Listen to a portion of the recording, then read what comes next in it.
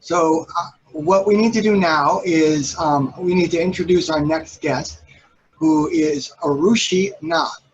And she is here to talk to us about the implications of locusts and other swarming pests in Asia and Africa, and how she went about developing a drone to scare them away. Arushi, are you ready? Yep. Oh, I love it. Confidence. Let's go. You're on, love. So, hi everyone. I'm Arushi, a grade 5 student from Toronto, Canada. So I imagine lots of you guys would like painting or drawing, or maybe some of you guys would even like sports. But I like making. I love making robots. So a couple weeks ago, in my free time, I like to make robots. And as the COVID-19 lockdown, I had lots of free time, I decided to make a robot. A couple weeks ago, I saw a YouTube video that talked about insects. And one thing it said surprised me a lot. It said that dragonflies are the most efficient hunters in nature, even better than lions and sharks. While lions only have a 25% accuracy of catching its prey, sharks only 50%, the dragonfly has a 95% chance of catching its prey. So I wanted to make a dragonfly bot. I read about what made it so quick, because I wanted to know why. And I found out it was because of the neurons. Like all animals, dragonflies had many neurons, many millions of neurons, but it only had 16 visual neurons. So it would quickly take its information from its eyes and quickly process it to its wings. So I wanted neurons in my dragonfly bot too. So I decided to use logic gates. So one is right here. Oh. So what are logic gates? So let's say there's one chocolate and there's two kids. If one of the kids want the chocolate, they can have it. But if both of the kids want the chocolate, they cannot have it. That is an example of an XOR gate. So now came my favorite part, the making. I love making. As I love making, it was my favorite part. So basically, first I used a body. For the body, I used a water bottle. There was a problem, because if I wanted to use logic gates, there had to be inputs and outputs. But what should I use those inputs and outputs? So I wanted this dragonfly to be like us humans, or dragonflies. And how do we interact with in nature? We see, we hear, we feel. So I wanted my dragonfly to be able to see and to be able to hear. For that, I used two sensors, the ultrasonic sensor and the sound sensor. So how does the sound sensor work? Well, the sound sensor is used for the eyes. So it's just like a resistance. So this is the sound sensor. So let's say you put a light on the sound sensor. Then the resistance would decrease. If you block the light, the resistance would increase. So that way you can see if a prey is coming. Because if it came, there would be a dip in light, meaning that the resistance would increase. That for the ultrasonic sensor. The ultrasonic sensor is measured to see the distance. So it's just like us humans. We hear, we talk, and then we speak. We hear. So we talk and then we listen for a response. So this sends a signal. If there's an object in front of it, the signal will bounce back and will receive it. But if there's no signal, it will continue going and it won't receive it. So if you see how much time it takes for the signal to come back, you can find how far away the objects are. So now that I had my inputs, I needed an output. I'm sorry, this finger just keeps on going on. But yeah, so now I need an output. So for the output, I used servos.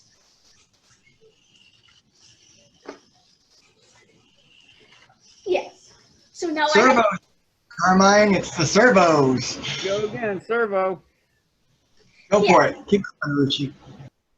So now I had the inputs, the servos, I had the inputs for the sensors, I had the decisions from the logic gates, and I had the output from the servos. Now it was time to code it. I coded it using Arduino, a programming language. Okay, so now let me show you guys a demo. In this demo, I will imagine that its prey is a locust. Made of origami here. Yes. So now the locust is here. First, the light sensor detects it. First the light sensor detects it. But then it's not supposed to move because the ultrasonic sensor hasn't detected it yet. I'll just wait for this to move. Stop moving. While I wait, I forgot to add a detail. So this is how the circuit of the logic gates look like. Hey, Arushi, while you're waiting for that to stop, is there any way that you could show a picture of Jake, our other co-host, and make it go after him? Yeah. All right, go ahead. Good plan, though. So these are the three NAND gates acting like an AND gate together.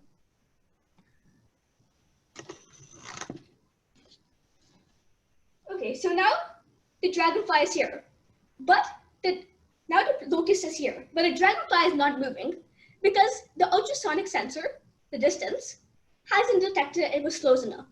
But when it comes close enough, the ultrasonic sensor detects it, and then the dragonfly starts moving.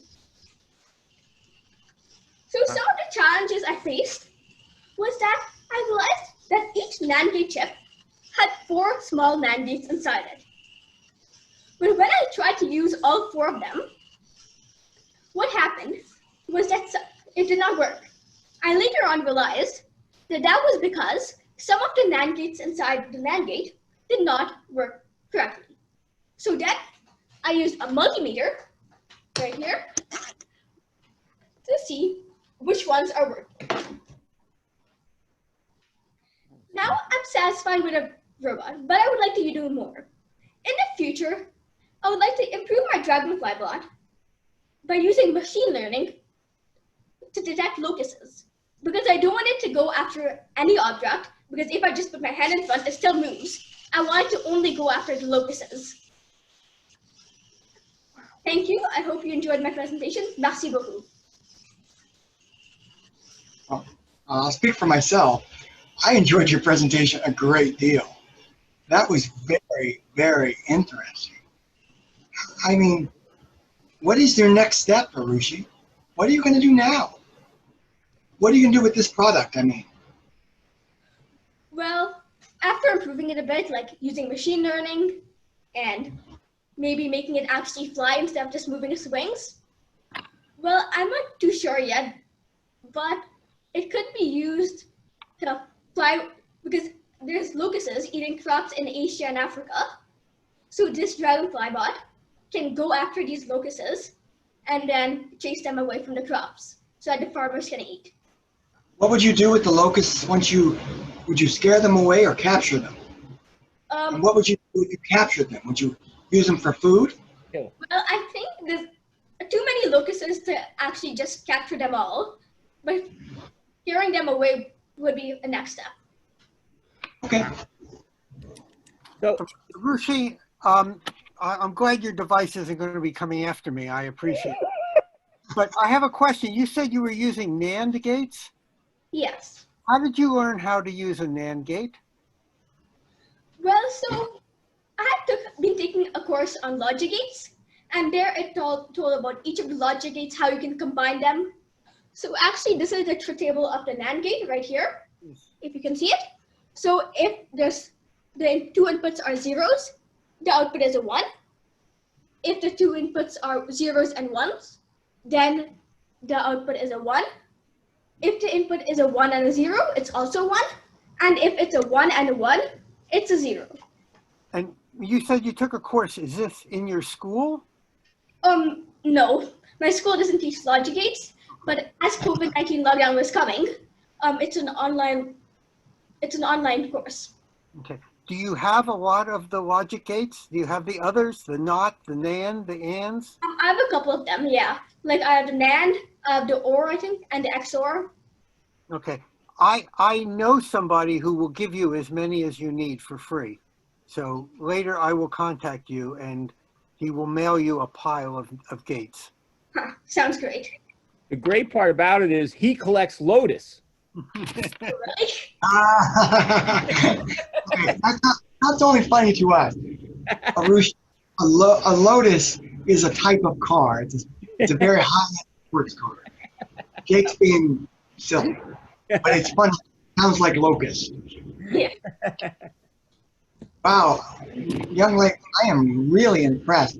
Not only by your ability to speak in public without flaw, and the fact that nothing phases you. Your robot starts coming alive, and you're like, it's alive. And it came alive when you mentioned the sound sensor, which I thought was amazing. Tell me the difference, because I know that bats use ultrasound to echolocate, and that some birds use sound to echolocate. What's the difference between the sound sensor and the echolocation sensor, in your opinion? Well, so the sound sensor, well, it just looks at the sound. But wait, what was the second sensor that you mentioned? The ultrasonic. Oh yeah, the ultrasonic. So the ultrasonic is used to measure the distance, not the sound. So what it Oh, does? it's like a wave. Oh, yes. Okay. Yeah. Okay. Wow, you are so intelligent. Wow, that's My goodness. I'm floored. So that's impressive. All right, my dear. Do you have any questions for us? Nope. No? Okay. Because you don't need us. You're 95%. She's scared we won't have the answer. I don't think we do. I don't think we do. You know, Arushi, my favorite part of your presentation was, and dragonflies are 95% efficient in nature, and it comes down to the neurons. Like, you had me, it comes down to the neurons. That was, I'm so animated right now because I'm full of life. That was a brilliant presentation. Thanks. Thank you. Yeah. That's. Hey, go ahead. I want to see what's happening on YouTube.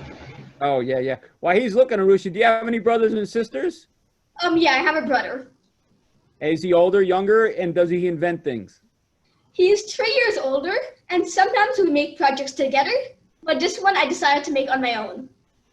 Wow, that's awesome. So great. So as Jim and Jake said, very impressive, super impressive. I know for a fact we'll be seeing you in the future, right, Jim? I mean, this is unbelievable. I read that on YouTube. Someone just said that on YouTube. Oh yeah. We will see you in the future. So, boom. Good job, Arushi. Yeah, thanks.